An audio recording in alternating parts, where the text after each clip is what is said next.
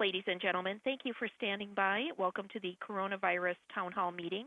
At this time, all telephone participants are in a listen-only mode. If you need operator assistance at any time, you may press star then zero on the telephone keypad. And I'll now turn the meeting over to our host, Senator Steve Glazer. Please go ahead. Hey, thank you very much, and welcome everybody.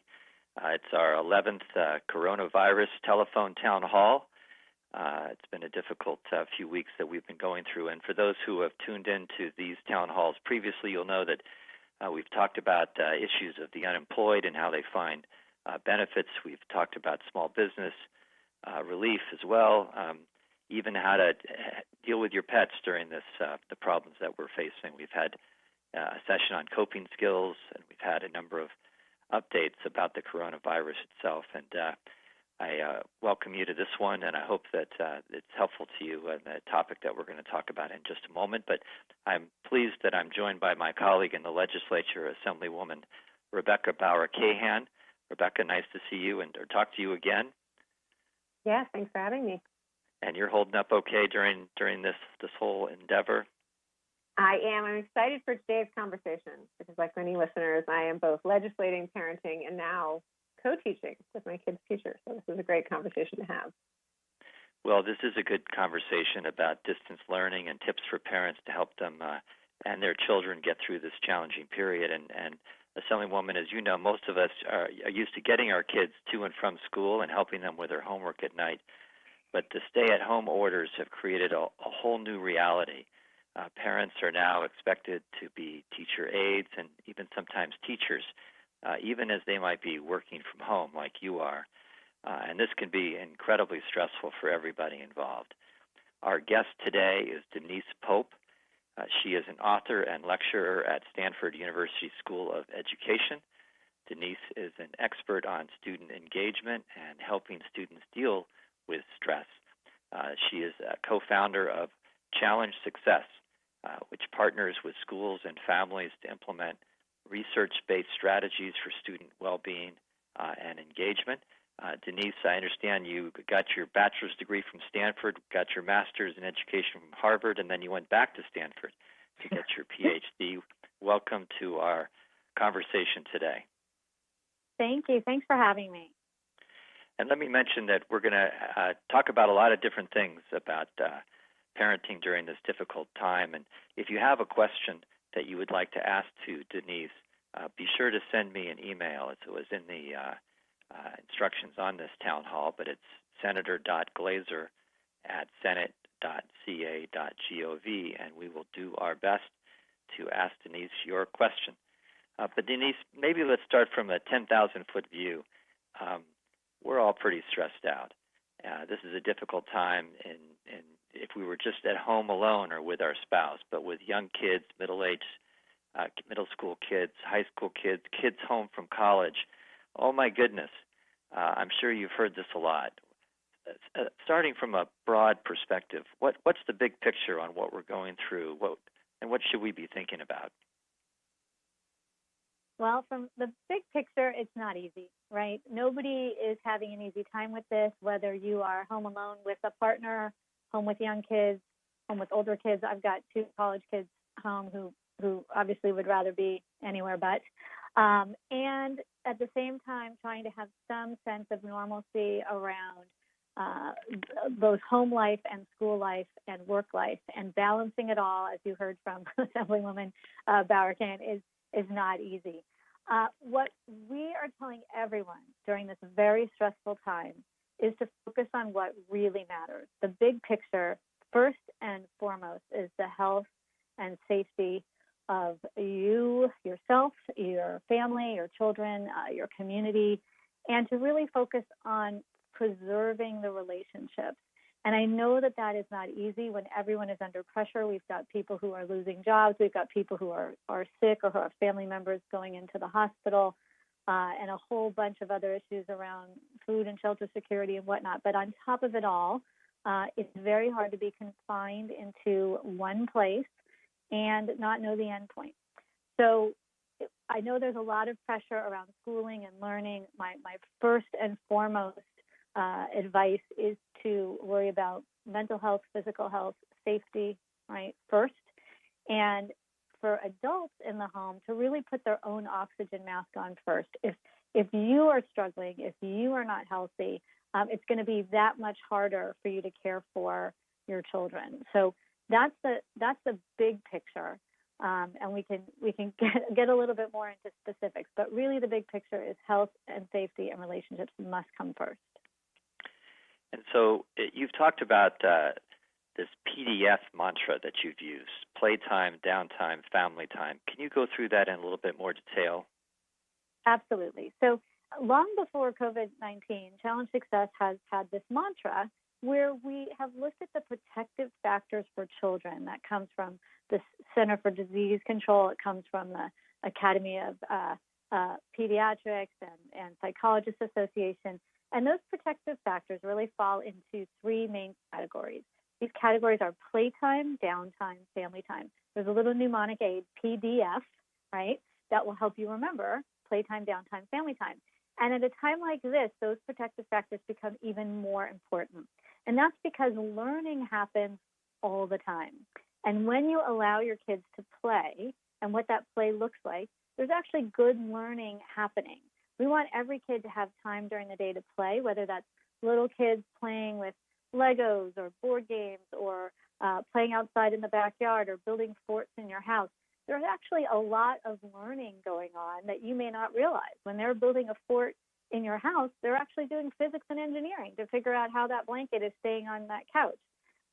When they are taking turns, when they are working out conflict during game playing, when they are playing creatively, they are learning, and oftentimes they're coping. A lot of times you'll hear little kids playing with dolls and acting out some of the things that they're seeing in and around their family, and that's how they cope. Older kids' playtime looks a little bit different, and that's really what they're missing right now is their friends. And so we want everyone to allow time for play. Older kids, have them getting online and Google Hangout and whatever it is to connect with their friends. Younger kids, lots of good old-fashioned play because that's where the learning happens. But you also need downtime. The D is appropriate sleep. It's going to be hard when you've got stress and anxiety. You might have kids with nightmares. It might be hard for you to sleep. I know I've been having a hard time getting to sleep. Being on screens all day long also impacts sleep. It impacts the melatonin. So we are encouraging people to the best of their ability to get their kids off of screens at least an hour before bedtime.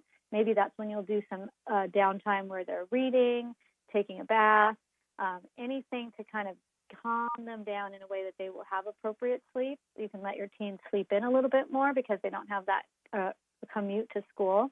And then the F is family time. And I know you're thinking we have had it with family time. We've had way too much family time. But we actually mean concentrated family time where you are doing things together as a family, not just all being in the same house. And that turns out to be a protective factor. It could be that you ask everyone to eat meals together with no cell phones or computers or iPads at the table. Maybe they are doing chores around the house. We'd like to see contribution to the family in that way. Maybe as a family you are having a dance party or playing games, but I wouldn't sweat it if it doesn't look like kumbaya in your house right now. It's really important to have that check-in as a family, ideally once a day, making sure everybody is feeling connected and cared for. So that's what we'd like to see is playtime, downtime, family time, and just know that there's a lot of learning that goes on as you do each of those activities with your kids. Very good. You know, for those who don't know, I'm a dad to two kids who are now very big and grown up. But when they were young, everything that I read was about trying to create routines in terms of what you do so that the kids, even at the youngest of ages, would become comfortable with how the cycle of a day would be. And we're so used to routines in our regular life, and now it's all upside down, where there isn't like get the kids up, get them to breakfast, get them to school, pick them up, homework time, sports, whatever it is. So the routines are all gone. But so how important is it now to create structure for the day, that whether they're young, middle, high school aged, how important is structure for distance learning and life now that we're going through? So it turns out that structure can be very calming. It's one way that kids feel like they know what's going on. There's a routine. They feel safe. And with this great disruption that they have right now, that might be a really good thing for your family to think about. And my guess is, since this has been going on for a while, you've already sort of fallen into that routine. Maybe they're eating breakfast in pajamas and not doing what they would normally do on a school day, but there's some time for meals. There's some time for school activities, whatever they may be, and we can get more into that in a second. There's some time for chores. There's some time for just getting on media so that mom or dad can get some work done, and that's okay too. And some time for good sleep to happen and some unstructured playtime. So, however you choose to do that, there's not a magical right routine, but a kid will respond really well to know, like, every night we're going to read books together, and you let your kid choose the books. We're going to have a bath after dinner. We're going to allow you to, stay in your pajamas till this hour, but then everybody gets dressed and does some schoolwork. And I don't want you to feel the pressure when you see, you can, go online and you see all these fancy schedules that all these people have their kids doing. It can be a very loosey-goosey schedule as long as it works for you, so that they know what happens about when. You could put it up on a whiteboard so everyone can see. You can allow the kids to have some say over when that schedule is. When do they get to go outside and play in the yard? When is it really time to concentrate? When does mommy have meetings? And so then it's sort of free for all to be on your iPad as long as you don't come in and bug mommy, right? Having routine is a comfort, but I don't want it to be a struggle where there's tears or there's this feeling like you have to be the perfect parent with the perfect routine. Okay, so we don't have to always start the morning with get dressed and come and get your breakfast, let's go. You can be a little lighter on the touch there. But now we're going to get to the issue of distance learning, and this is a part of now what parents are expected to help with, kids are trying to figure out. So in the context of now distance learning, when is a good time to start a school day? And do you start with difficult subjects first, easy subjects first? What give us a feeling for how we should integrate now distance learning into that day where I am as a parent, I've got all these other obligations, work obligations, et cetera. So it's going to depend on a couple of things. One, it's going to depend on what your school is asking you to attempt to do. Some schools actually want kids to be online at specific times in the day. Other schools are a little bit looser, and they're setting out worksheets that you can do them when you have time. It also is going to depend on the age of your kid. So if you have older kids who are able to get online themselves and stay occupied, I would say allow them to have a say over that schedule, right? Their school may expect for them to be online at certain times. You'll write that down. You'll make that really clear. And then maybe talk about when they're going to do some of the other things that you need them to do. Chores around the house, some time for free, unstructured play, reading for pleasure, that kind of thing. If you've got young kids and you're balancing their work time with your work time and you need to be right there next to them, that's going to be harder. And particularly for people who just absolutely can't do that. Let's say you're out of the house for your work. Maybe you're an essential service provider. I would say really communicate that with the school and then realize that learning can happen at any time. You can come home from work and you can do some lessons and you could read together.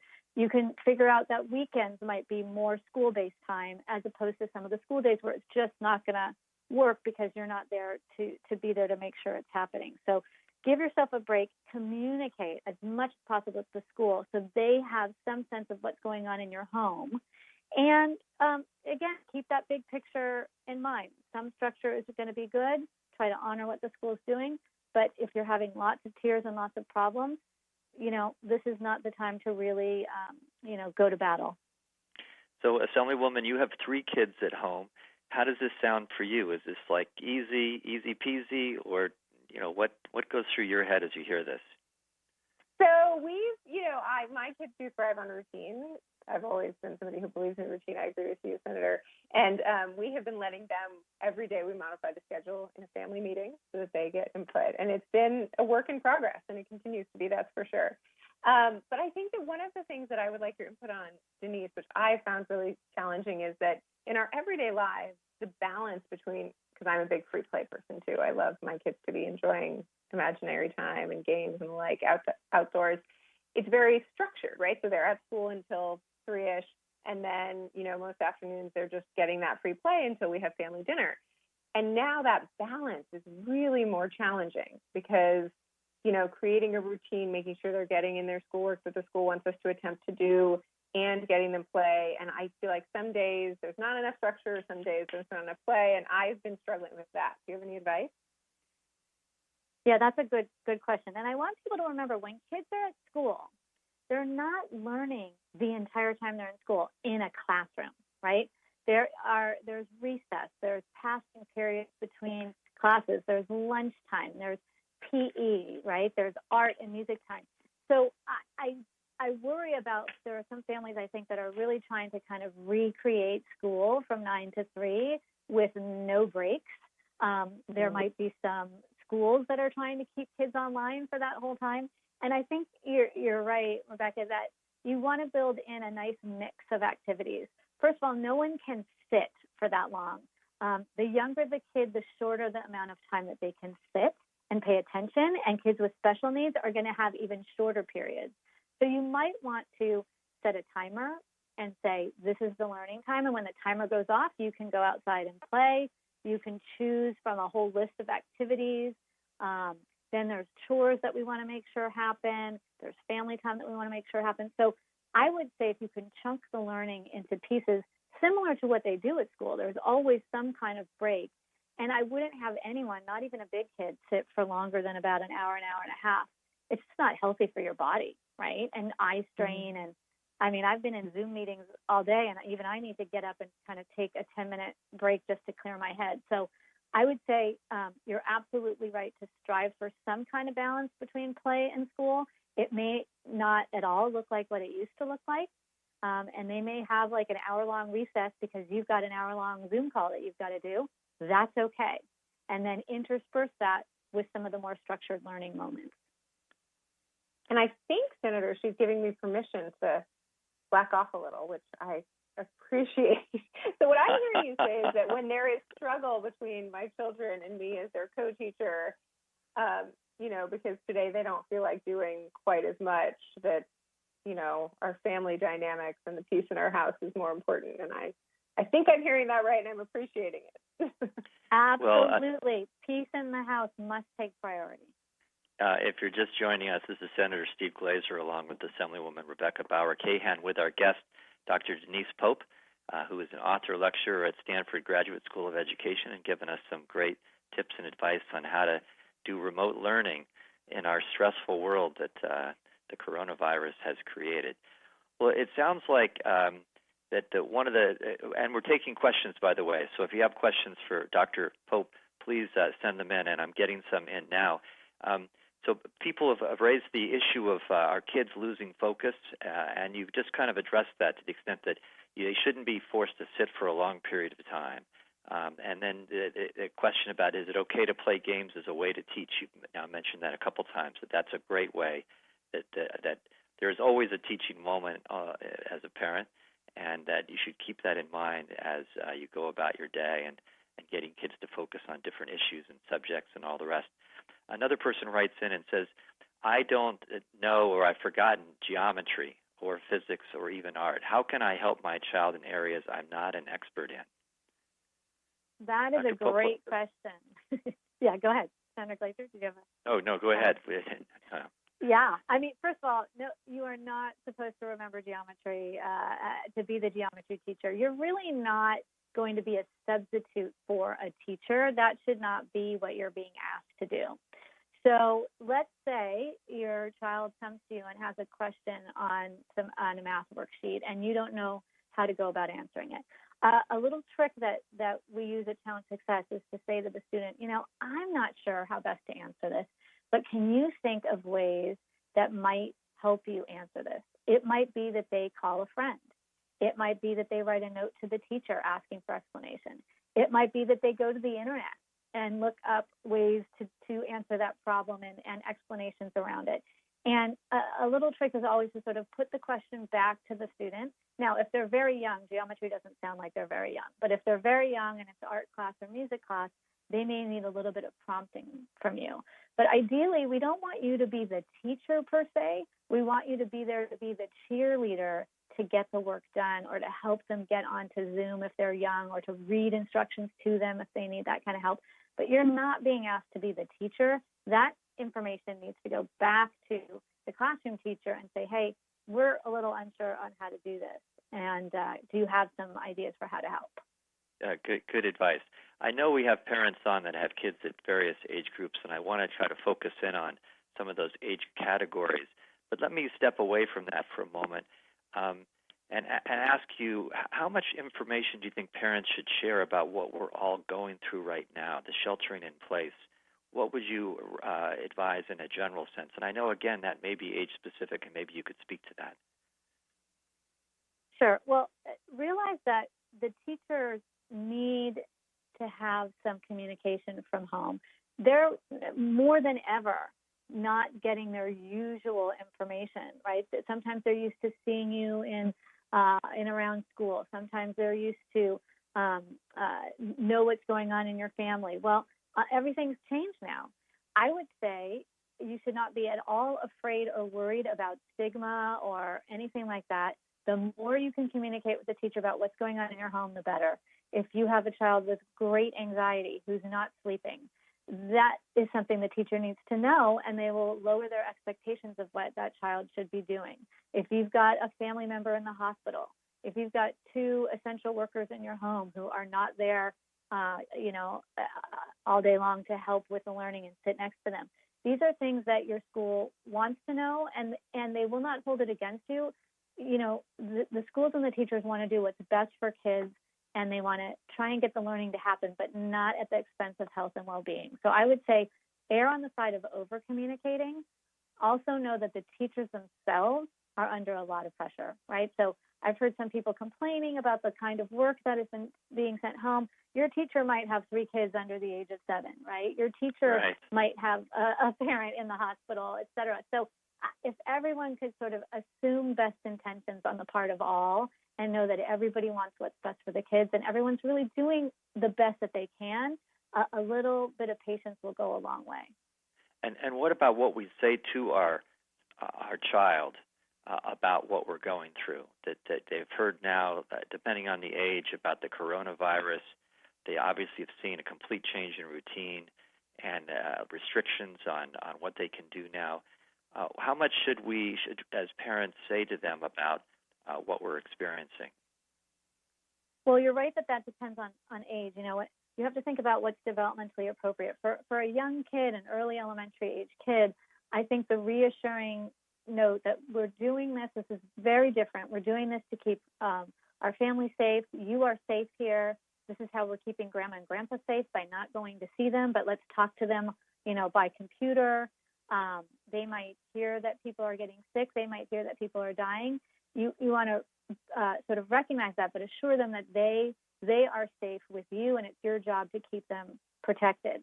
I think older kids, they get alerts on their phone just like we do about how many deaths are happening in New York City or, in the county, who's hospitalized and whatnot. And I think then you would really want to have some conversations about, where do you get your information about coronavirus? This, by the way, is a great learning tool in and of itself. What counts as fact? What counts as a reputable website where we can glean information? What can we do with that information if it's making us nervous or frightened? Should we take a little hiatus from looking at news all day long? Maybe we compartmentalize and only look at news once in the morning and have a family meeting for older kids about the updates. Maybe that's even too much. So you have to take your cues from the kids, but the most important thing is to calm them down. And I would also say this: allow them to grieve or mourn. And I know it seems like, gosh, there are people dying, there are people who are losing their jobs, there are people who don't have food. What are we complaining about in our family? But, to your 11 or 12-year-old kid, they've lost a lot. They've lost normalcy. They've lost interaction with their friends and their teachers. They've lost the ability to go outside and ride their bike wherever they want to and whatnot. So it may seem trivial, but acknowledging, allowing them to grieve and mourn what has been lost is going to be very cathartic. Well, that's very helpful. The question or the worry that I probably hear more from parents than many others is concern about their student falling behind. That there seems to be such rigor to our education system these days in terms of the expectations of what a student should know at different ages, and you get the report cards and you get the teacher conferences, and there is a drive to keep your student advancing forward, and so that's kind of almost the culture of our area, and so now we're in a situation where the parents have always worried about that. Is my student going to be able to advance in math or algebra? Are they reading at the proper level? And so that competitive nature is a part of our world, and I know that you've lectured on this issue in broader terms, but that parental fear of falling behind, what should parents be feeling about what they're going through now? Is this setting back their kid by a year, a semester? What would you say to them about what we're going through? That's another great question. I'm hearing it a lot from parents of kids of all ages. So, unlike Hurricane Katrina, which really affected just one part of the country, the entire country is being affected by coronavirus. And so get back into schools, and hopefully that's going to happen, this fall. No teacher is going to say, oh my gosh, what happened to these third graders? Who was their teacher last year? How are they so behind, right? Everyone's going to understand, and the re-entry process and kind of making up for what we used to call summer slide, but it might be COVID-19 slide now, that's going to happen. And so as a parent, you should know that your child's not necessarily going to fall behind because it's happening to everyone. It's up to you to do your very best to honor what the school is asking you to do at home. And if you can't, don't sweat it, because they are going to take your child from where they are, and they will continue them along their learning path when they're back in school in the fall. That said, if you can build in learning moments throughout the day, that's going to go a long way. When we think about what we want kids to get out of elementary school, it's not necessarily content, it's skills. It's reading skills, a little bit of math skills, and a lot of social, emotional learning skills, like how to get along with others and how to wait your turn and how to self-regulate your emotions. Those are things that they can be working on every day at your house. Build in some time for reading. It is the one thing that we know absolutely is related to academic achievement. They can read their old childhood storybooks. They can read books over again. You can read to them. They could read to you. That would be one thing I would definitely build in every day, if possible. And for older kids, the worry about falling behind also comes with a worry about sort of college and college admissions.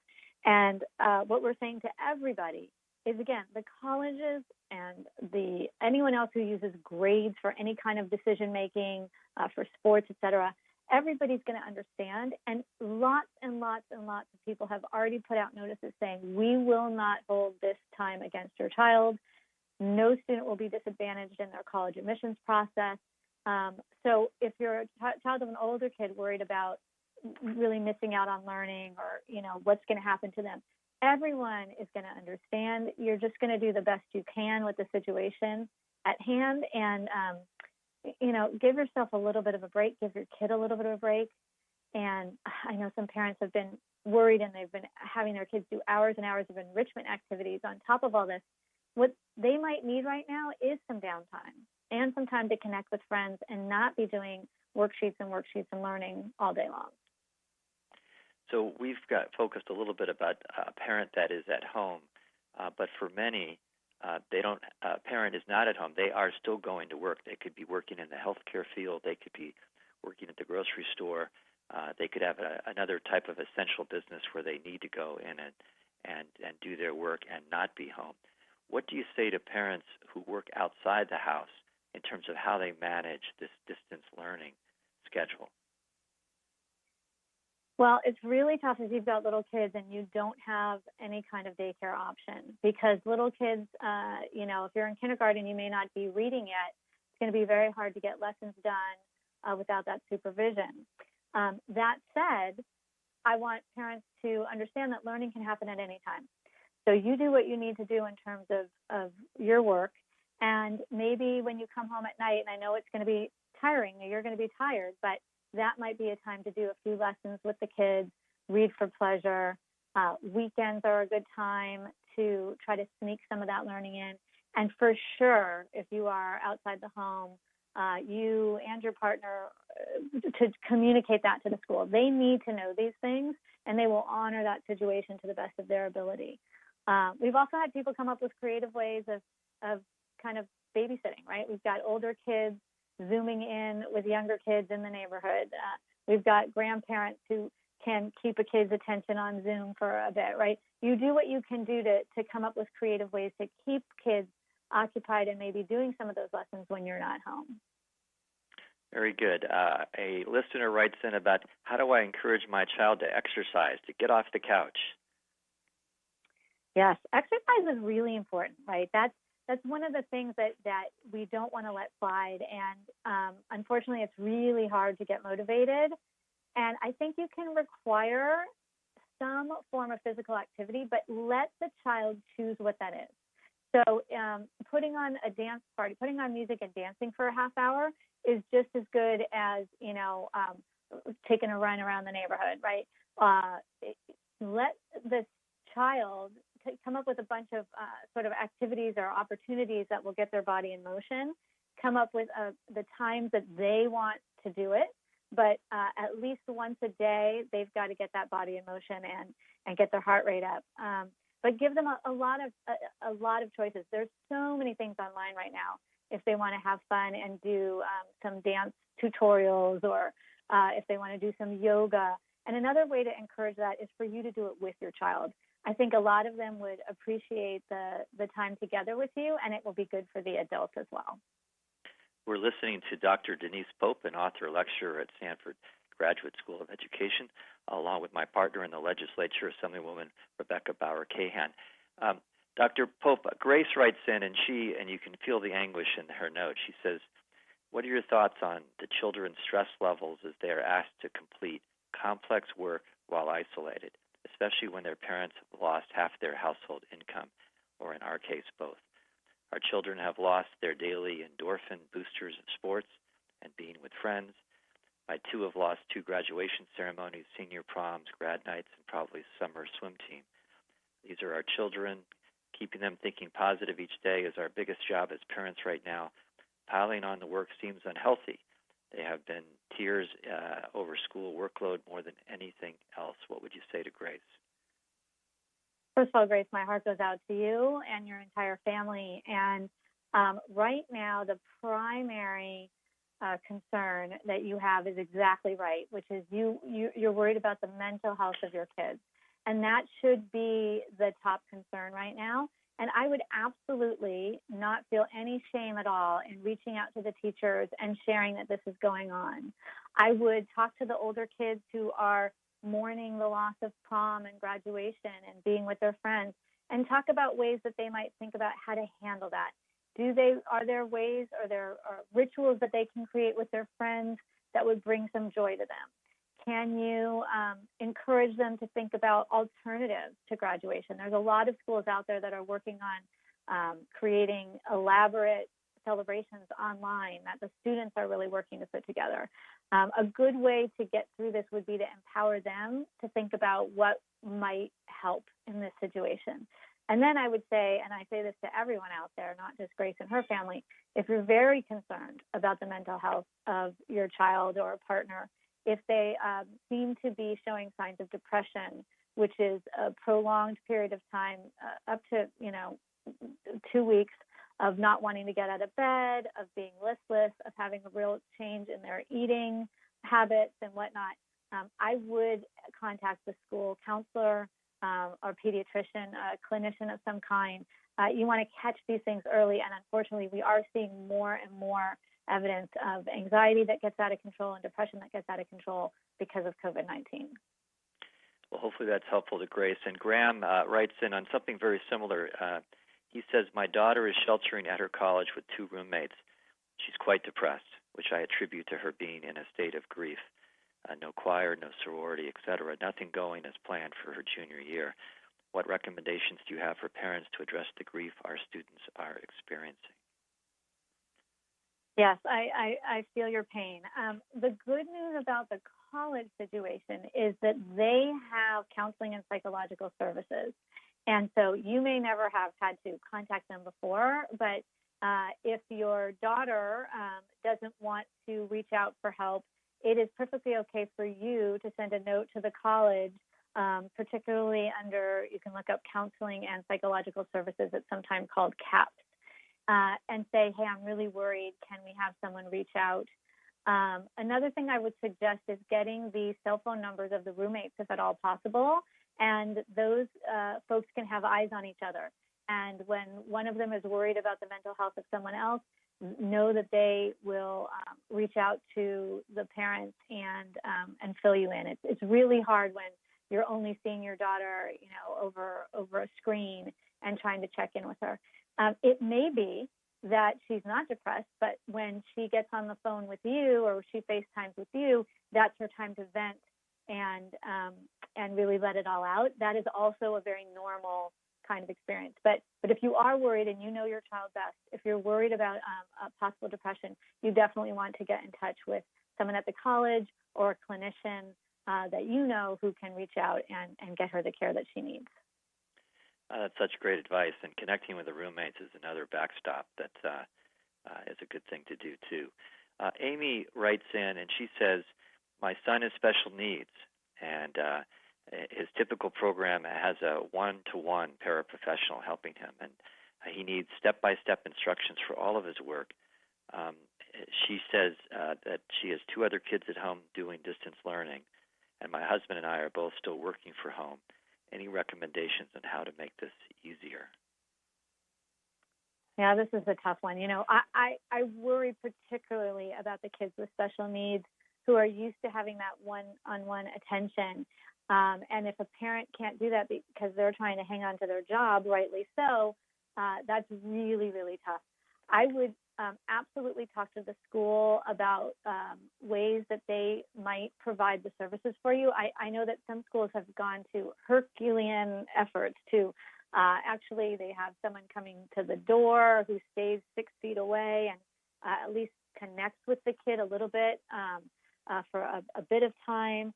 If there's possibilities of any online learning that goes on, even watching PBS Kids educational television, right, it may be the way to go. So depending on how able the kid is in terms of watching TV or getting involved in some kind of educational game playing, do what you need to do in this case.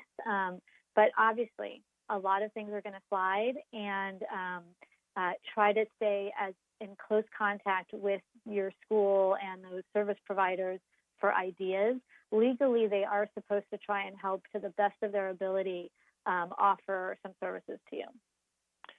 Well, Amy, things are doubly difficult for you, and my heart goes out to you as well, a special needs son. And there are a lot of special needs kids out there that are parents and themselves trying to get through this, and it is not easy at all. So you mentioned the PBS as an online resource or a resource that could be helpful. Do you have others that you would recommend, Dr. Pope? Yeah, and I, you can kind of get overwhelmed with all the links that people are sending to you about great resources. I tend to say to parents, don't get overwhelmed. Stick with sort of the tried and true. PBS is doing some wonderful things. What I like about it is it's TV, so everyone can connect. You don't have to have internet. PBS Kids, Scholastic, Discovery Channel. I know the local libraries are putting on some wonderful events online. Museums, zoos, even the Monterey Bay Aquarium. Apparently you can go on and watch the sea otters. So there are a lot of things that are available to you. Don't worry about finding the best one. The best one is the one that fits the interest and excitement of your kids and keeps them sort of busy and curious and engaged. So that's what I would recommend. Oh, one more would be Common Sense Media. They're curating some nice resources. And of course, for some of the academics, Khan Academy was built to sort of tutor kids and has a ton of resources of YouTube videos and whatnot that they can go on and learn if you can't be there to help them. Great. Leanna writes in, and she's a working parent who has a 6-year-old. She says, quote, cannot operate a computer or a Zoom meeting like an older child can. So she has to set things up before every class, and with her work schedule, this is creating great stress and difficulty in her keeping her job. So once again, focusing on the youngest kids, is Leanna too stressed out for no reason? That for a 6-year-old, that you're not going to get that far behind?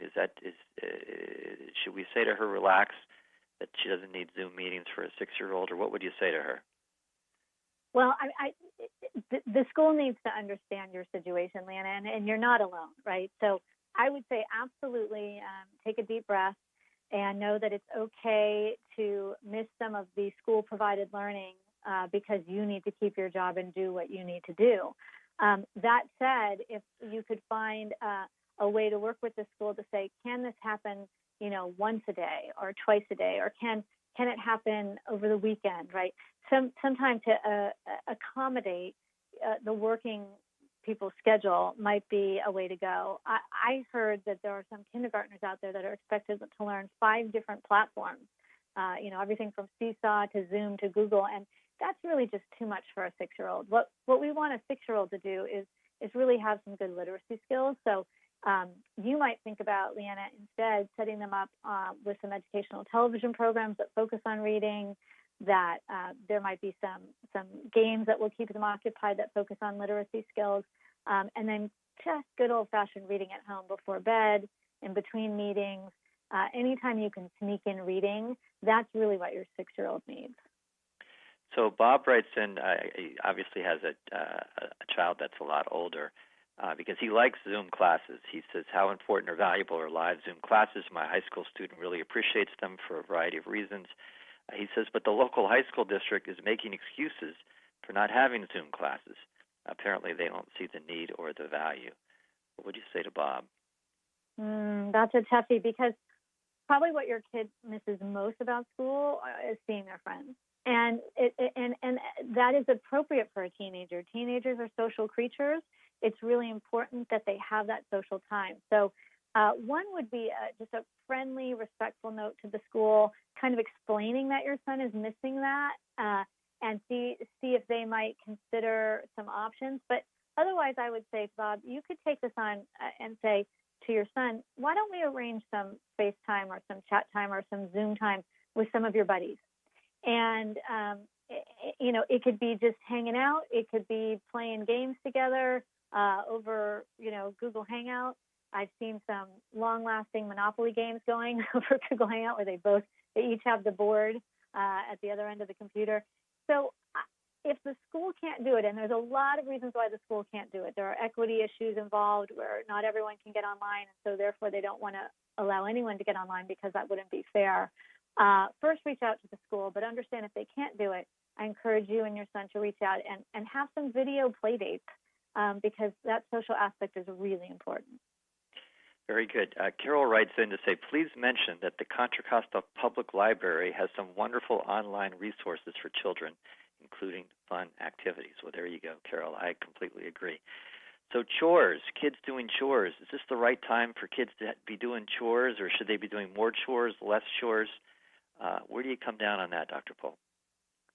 So chores are really important. Chores were important before COVID-19, and a lot of kids were not doing chores because they had so much work, they had so much homework, they had so many extracurricular activities that it was just easier for the families to do it, the parents often to do it themselves, or they had house cleaners and whatnot. Now during this time, chores become really important. Not only is it important just to sanitize the house and make sure that those high-touch areas are clean every day, but many people don't have their normal house cleaning crews coming, and chores are ways that students learn important life skills. It is absolutely a learning activity if you have your kids cook meals with you, if you have them set the table and do the dishes, if you teach them how to clean the shower.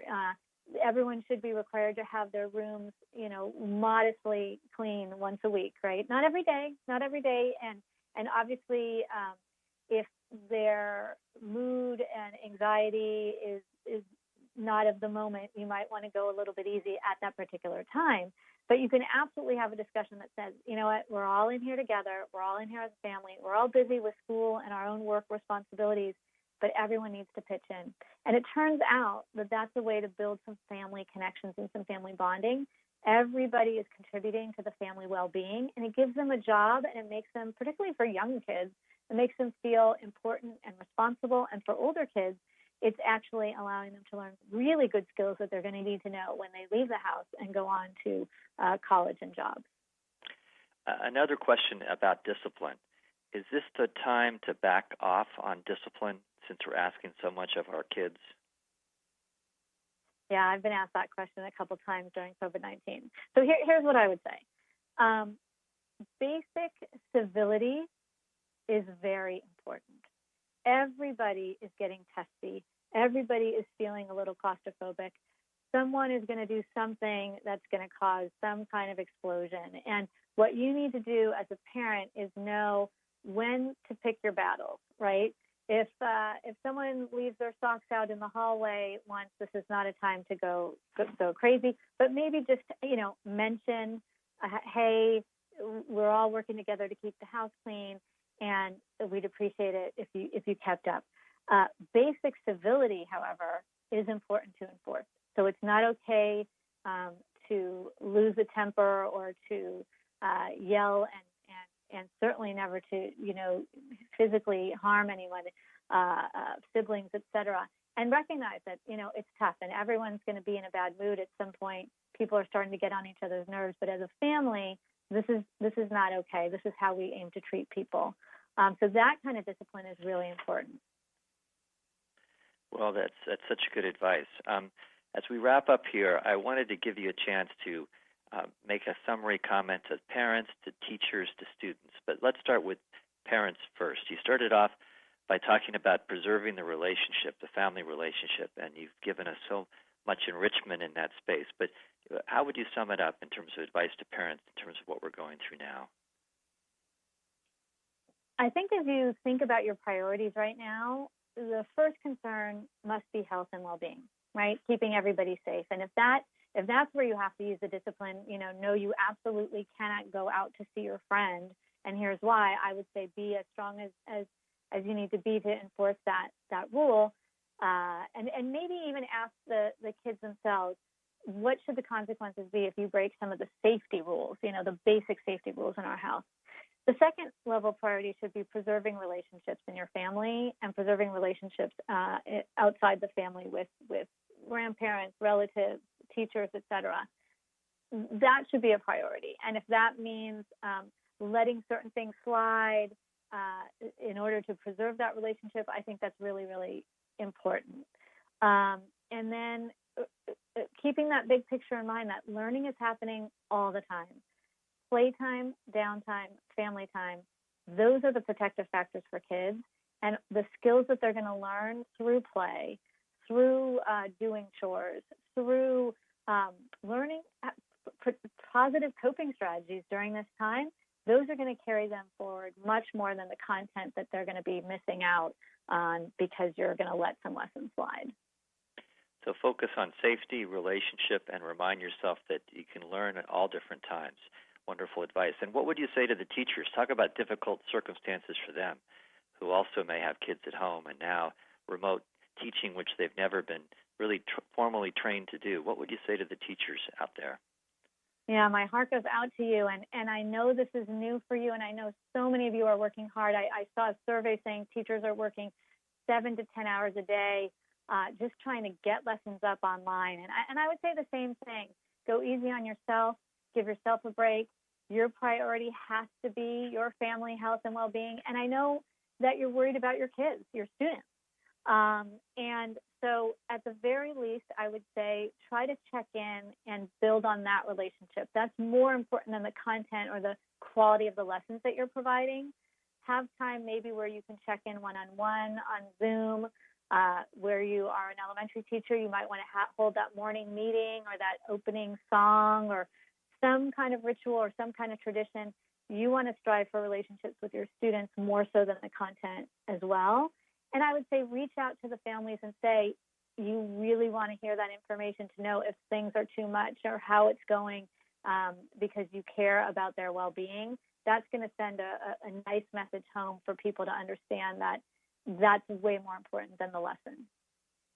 And if you were tucking your child into bed tonight after 3.5 weeks, almost 4 weeks of being sheltering in place, what would you say to them tonight? I think no matter the age of the child, I would say that you are really proud of them, that this has not been an easy 3 or 4 weeks, and you are really proud of how they're able to handle it and how they are doing their part to pick up around themselves, or doing their part to understand that when mommy or daddy says that they're busy and you can't come in the room, you got to stay out, or you understand they're in a meeting. Really let them know how much you appreciate them, how proud you are, that they've been putting in the effort, and how much you love them and are keeping them safe. And I would say, if you can sneak in reading a little bit of a book, having them read to you, maybe telling a joke of the day, some kind of fun way to end the day that's not on a screen and that gives you some one-on-one connection, that would be ideal. But really tell them how much you love them and appreciate that we're all going through this together and we're going to get through it together.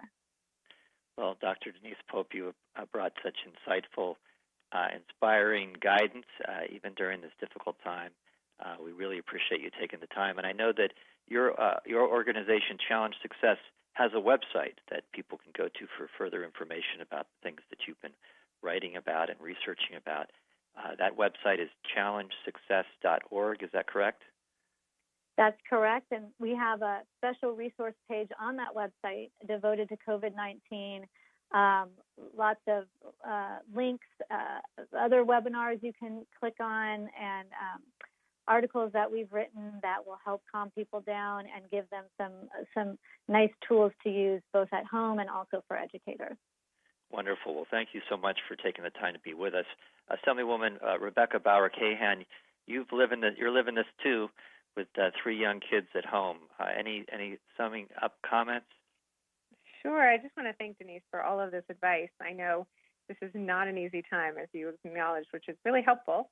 And, giving us permission to really get back to the basics of learning through engagement and play and doing what works for each of our families is really critical right now. And I know that my family has found, slowing down a little bit and having more time for board games and other family connection to be a little bit of a bright spot in all of this. So thank you for bringing that all home. Thank you very much, Assemblywoman. Certainly this conversation has shed light on yet another part of this crisis that makes it like nothing any of us have ever faced. And we're being forced to deal with the challenges we never imagined were possible, this distance learning. I hope we've improved your understanding of some of these issues today.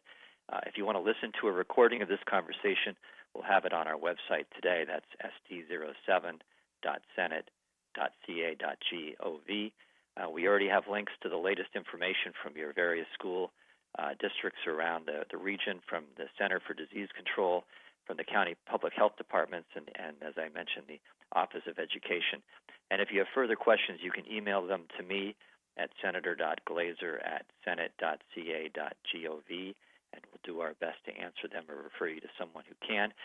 We are going to have our 12th coronavirus town hall this coming Thursday at 11 a.m. We have some epidemiologists and some EIR doctors who will come in to talk to us about what we've learned about COVID-19 that we didn't know 3 or 4 weeks ago, the speed, the treatment, and various issues around that. And we'll also talk a little bit about Governor Newsom's pathway out of this crisis that he outlined this week. So with that, I thank you all for listening. I want to wish you a good and healthy and safe rest of your day. Good day.